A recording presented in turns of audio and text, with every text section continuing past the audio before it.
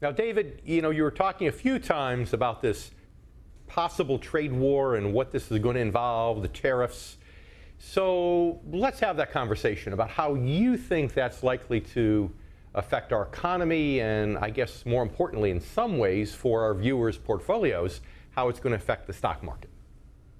Well, some people are even asking, why are we having tariffs? Some people say, we got to get this trade deficit under control between China. So $375 billion. Some say it's not about that. It's about having a level playing field with all countries, the EU, Canada, Mexico. Some say it's just, we got to expand America, and this is how we're going to do it.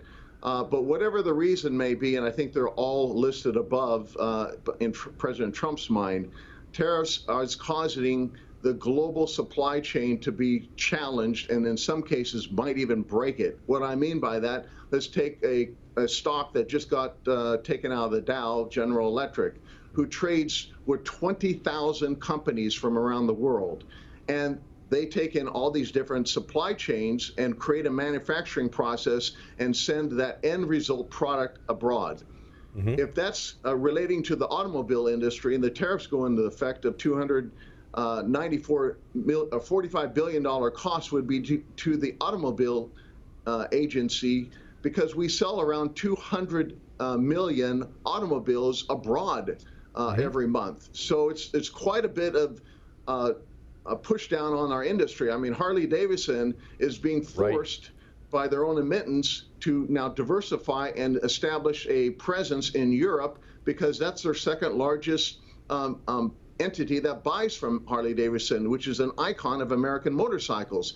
The American market has shrunk 12%. So they got to do something, either stay alive and evolve and get some of their outsourcing abroad, or die and be one of the countries, companies of the past that does this. So tariffs are throwing on, the process of steel and aluminum, throwing on a tax that gets passed off to the consumer, unfortunately.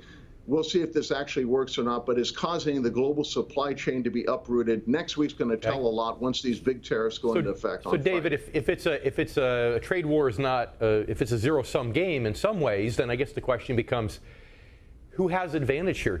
Are we strong enough that we have advantage in a trade war, or do we have a disadvantage? Should we be net winners or net losers? Depends on who you're talking to. China thinks they have the upper hand. They just lowered their rates by 0.5%, injected $750 billion into their system to support this. They're going to input 543 tariffs on our products representing soybeans, bourbon, steel, aluminum, and different other products, so that will they sell our currency, the $1 trillion, the $1.5 trillion that they hold, that actually gets put in their place as our benefit when there is this trade deficit? So do we have the upper hand and say we need to win because the World Trade Organization hasn't been doing what they should have been done all along, and China is stealing our technology through transfers of technology? There's a lot of ifs out there. Who will win? I don't think anybody wins historically in a trade war, but we might have the upper hand, because this is about the president wanting to make America great. So I don't know if this is the route that he should be going. That time will tell that.